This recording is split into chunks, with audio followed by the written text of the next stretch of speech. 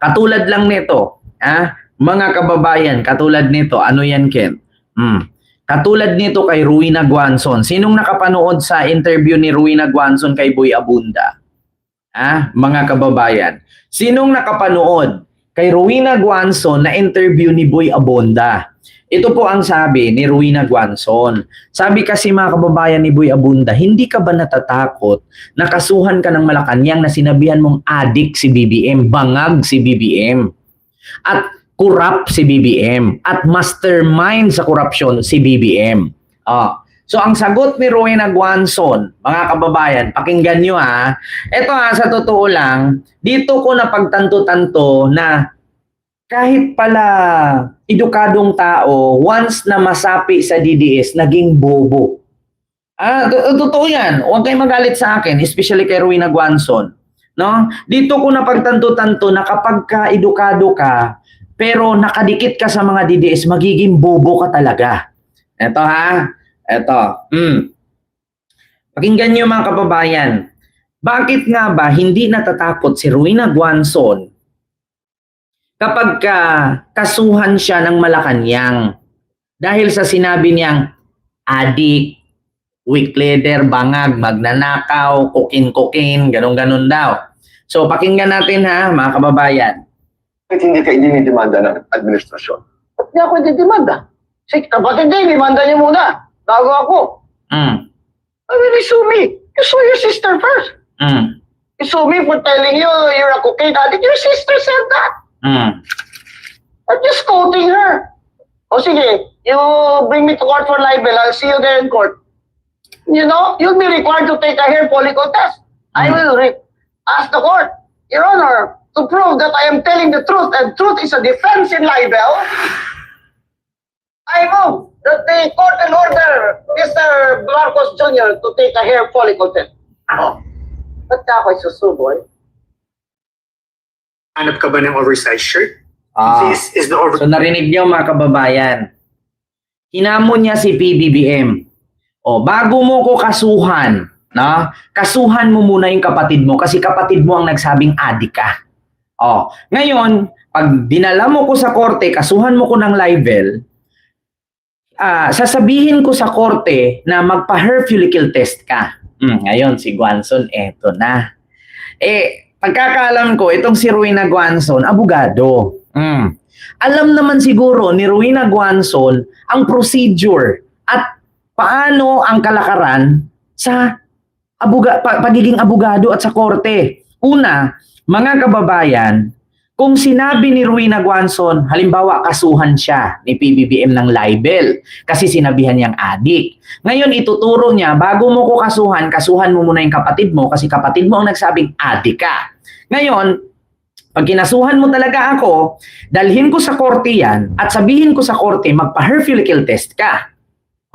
Ngayon ang tanong, mga kababayan, meron po kasing kasabihan sa korte, mga kababayan, na unos probandi incumbet ici dicet. Unos probandi incumbet incumbet ici dicet. Ibig sabihin yan, mga kababayan, yung unos probandi incumbet ici dicet, ganito po yan. Hindi po basta-basta ang Korte Suprema na magsabi kay PBBM na magpa-hair follicle test siya kung walang maipakita si Guanzon na resulta ng hair follicle test ni PBBM na positive sa droga. Ganun po yun. Hindi ka pwedeng mag-question sa isang tao kung wala kang dala na ebidensya. Ngayon sabihin mo, adik ka, kaya kinasuhan ka ni BBM ng libel. Hindi po, tapos ang sagot mo, bakit hindi nyo subukan, Korte Suprema, na ipa-hair follicle test siya? Para malaman natin na totoo ang sinabi ko. Hindi po ganun ang pamamaraan sa korte. Diba? Hindi po ganun ang pamamaraan sa korte. Bakit? Ang korte po, maniniwala yan siya at gagawa ng hakbang na ipa-hair follicle test si BBM kung meron kang already test result na siya ay adik kasi may hawak kang hair follicle test. Di ba, Sir Nelson Toquero? Adyan, si Sir Nelson Toquero. So kung ganun pala ang sagot ni Rowena Guanzon na kung kasuhan mo ko ng libel, sige, dalhin ko yan sa korte. At sabihin ko sa korte na ipa-hair follicle test ka. Kasi adik ka. Hindi po gagawin ng korte yun. Kaya nga may tinatawag na unus probandi incumbent ic dicet. No? Hindi basta-bastang mag-ask ng hair follicle test ang korte kay PBBM kung walang hawak si Guanzon ng ebidensya na mismong hair follicle test na nagpapatunay na si PBBM ay buhok niya yun or laway niya yun, ihi niya yun or dugo niya yun na ginamit pampatest at nag-result na adik siya. Ganun po mga kababayan. Kaya yung mga nakasanayan natin na pag sinabing ninakaw ni Kent ang mangga, tapos sasabihin ng may-ari ng mangga, bakit hindi mo subukang kumuha ng CCTV? Sabihin mo doon sa korte. Halimbawa, ang may-ari ng mangga na ninakawan ko si Mentek Lacheca. Ngayon, sasabihin ng korte, paano ka nakakasigurong ninakaw ni Kent ang mangga mo? Sasabihin niya sa korte, bakit hindi mo subukang mag-imbestiga? Hanapin mo ang CCTV at i-present mo na talagang nagnakaw siya. Hindi po ganon. Ikaw ang mag-present. Hindi ang korte. Magkaiba po ang sa ICC sa kaso ni Digong sa kaso dito sa Philippines. Ang sa ICC kasi, sila po ang mangangalap ng evidence. Kaya nga ang nangyari, kaya nga pumunta dito yung mga ICC investigador, sila yung nangangalap ng ebidensya. Iba po ang rules sa Europe, sa batas nila at batas dito sa ating bansa. Ganun po yun. Bago ka mag-akusa sa isang tao, make sure na may hawak ang ebidensya para ang korte, pag nakita niya yung ebidensya na ito po yung hair follicle test ni BBM, hawak ni Guanzon. So ang gagawin ng korte, hawak niya, so may naipakita si Guanzon, so ang mangyari ngayon, ang side ni BBM, hingian ngayon ng korte na, ito, may hawak pala si Guanzon eh. So magpa-hair follicle test ka na, Mr. Marcos. Ganun yun. Pero kung walang hawak si Guanzon, wala yun. Ang mangyari doon, kung ang kaso ni Guanzon na i-final ni BBM ay non-bailable, makulong talaga siya habang buhay. Maliban na lang, kung merong piyansa, makakapiyansa siya, maabsuelto. Diba? The accuser always present the evidence. Kasi hindi po ang korte magtanong. Mali yung sinabi ni Guanzon na, sige, kasuhan mo ko ng libel. Dalhin natin sa korte yan. Tapos sabihin ko sa korte na magpa-hair follicle test ka para malaman nila na adik ka at tama ang sinabi ko. Hindi ganun ang korte. Kaya nga ang tawag doon, onus probandi incumbent ic dicet. Ganun yun mga kababayan, alam nyo na. Sa mga abogado na nanonood sa akin ngayon, tama po ba ako? Attorney, judge, fiscal, mga abogado, mga lawyer dyan, tama po ba ang sinabi ko? So, yung ginawa ni Guanzon, sa sagot niya kay Boy Abunda, parang hindi siya abogado. No? Ginawa niyang tanga ang korte kung ganun. Di ba? Ginawa niyang korte kung ganun, mga kababayan, ang mangyayari. Biruin niyo, ulitin ko ha. Bakit hindi ka dinidemanda ng administrasyon? Ba't niya ako dinidemanda? Sige, kapag hindi, demanda niyo muna. Bago ako. I will sue me. You sue your sister first. You sue me for telling you you're a cocaine addict. Your sister said that. I'm just quoting her. Sige, you bring me to court for libel. I'll see you there in court. You know, you'll be required to take a hair follicle test. I will ask the court, Your Honor, to prove that I am telling the truth and truth is a defense in libel. Walang ganun, Guanzon. Abogado ka, alam mo ang proseso sa korte. Hindi ang korte ang mangangalap ng ebidensya para mapatunayan ang sinabi mo ay totoo. Bago ka mag-akusa sa isang tao at para manalo ka sa kaso, ikaw mismo ang mag-present. Diba? Yan kasi ang mindset ng mga DDS. Kaya nga mga kababayan, dahil sa sinabi ni Guanzon na yan, matatawag natin yan DDS law. Yan yung batas ng mga DDS. Kaya nga, di ba, tignan nyo yung mga nagmamali-maleta. Na ang sabi na hatiran si ganito, 7 maleta, 4 na maleta, 3 maleta, may mga sizes, envelope. Ang tanong kasi, asan yung ebidensya? Hindi naman kasi po pwede na inakusahan mo si Marcos na katanggap ng 5 maleta, tapos sabihin mo sa Korte Suprema, bakit po hindi nyo itanong kay Marcos? Bakit po hindi kayo mangalap ng CCTV video na nahatira namin sila? Hindi po, kasi ikaw ang nag-akusa, ikaw ang magpakita ng ebidensya. Hindi tayo court ng Netherlands. Korte ng Netherlands, ganyan, sila yung nangangalap. Iiba yun, Netherlands yun eh. Pag napatunayan ng ICC na totoo ang complaint ni Trillanes at ang biktima sa mga war on drug victims, so pag napatunayan ng ICC, ngayon si Digong, automatic, may warrant agad, makukulong. Inapatunayan nga naman, sa dami ba namang video, 16 hours of video and audio footage. Nangangala po, mga kababayan, ang taga-ICC. So napatunayan nila na lahat ng complaint ni Trillanes and the rest of the victim ay totoo at match. At yung mga testamento, dokumentong ipinasa ni Trillanes doon at ng grupo ni Cristina Conte, nag-match din doon sa sinabi nila na, sinabi ni Digong na either legal or illegal, akin yan. Inamin ni Digong. So lumabas sa TV na sinabi niya, ganon ang batas sa Netherlands, sa ICC. Pero dito sa ating bansa, hindi. Bakit? Once na hindi mo napatunayan ang akusa mo, makukulong ka, magbayad ka ng danyos. Which is yan ang nangyari kay Mami Peng, doon kay Boss Mike Cervera. Diba? Example ko, ang kaso ni Mami Peng at ni Boss Mike Cervera, bakit almost 13 million danyos ang babayaran ni Mami Peng?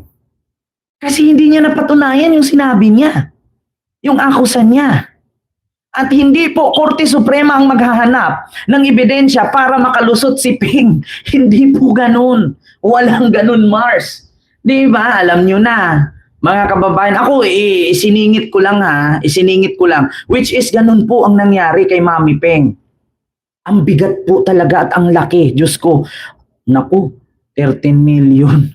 Kahit ilang taong kang mag-vlog yan, hindi mo kikitain kung hindi kasi iba na alawi.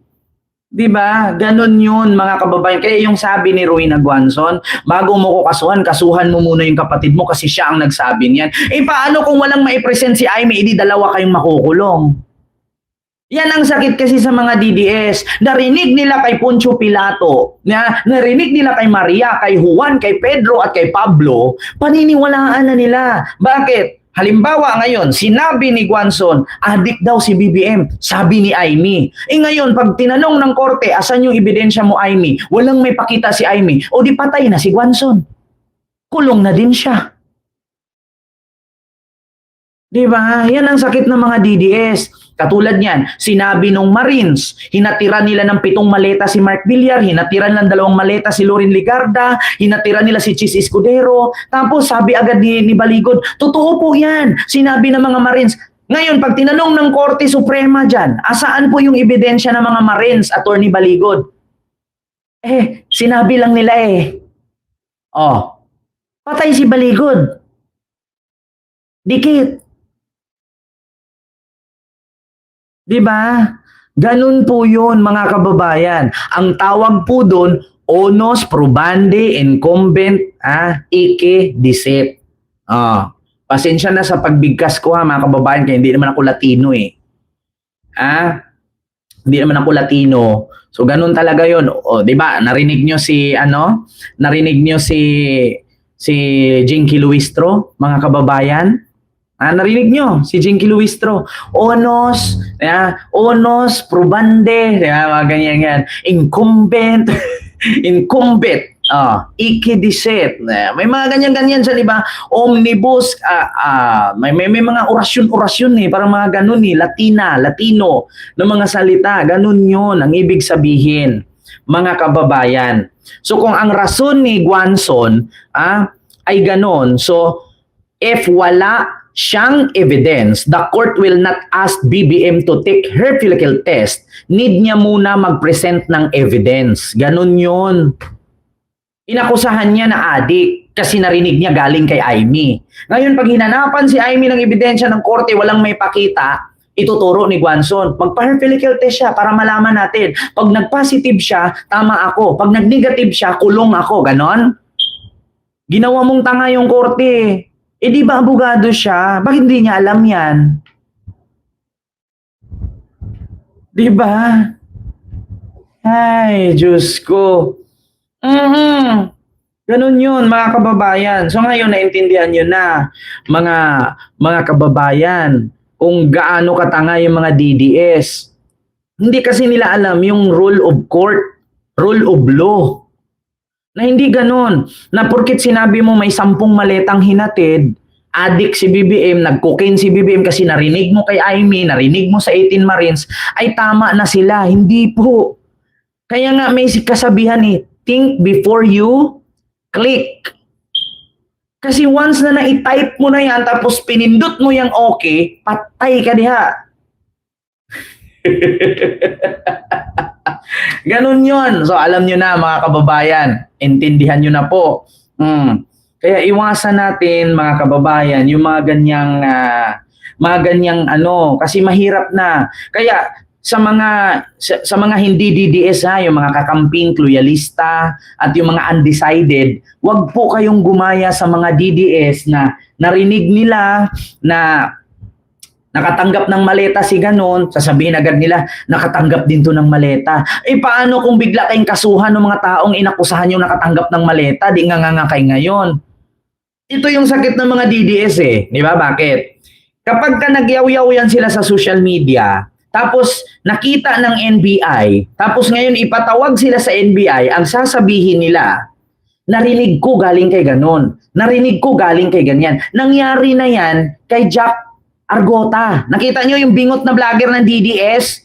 Anong sabi niya? Nakita daw niya ang isang medical record mula sa St. Luke's, na nagsabing may cancer si BBM, may sakit si BBM, mamamatay si BBM. Nung ipinatawag siya sa NBI, anong sinabi niya? Galing ko po yan kay Jay Sonsa. Galing ko po yan kay Eric Celis. Di ba? Si Jay Sonsa walang may pakita, si Eric Celis walang may pakita. Di patay siya ngayon. Ganyan ang iwasan nyo mga DDS. 'Di ba?